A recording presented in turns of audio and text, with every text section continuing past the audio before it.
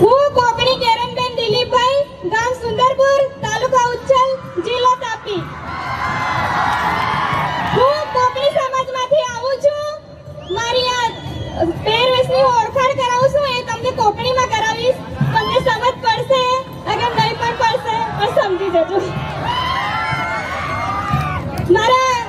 મને ગામ પોયેલા એલા હસ આખતા અને એલા કંગની આખતા અને એલા સાકરા આખતા અને હાથમાં પોયેલા એલા કંગની આખતા અને એ અઢ પોયેલા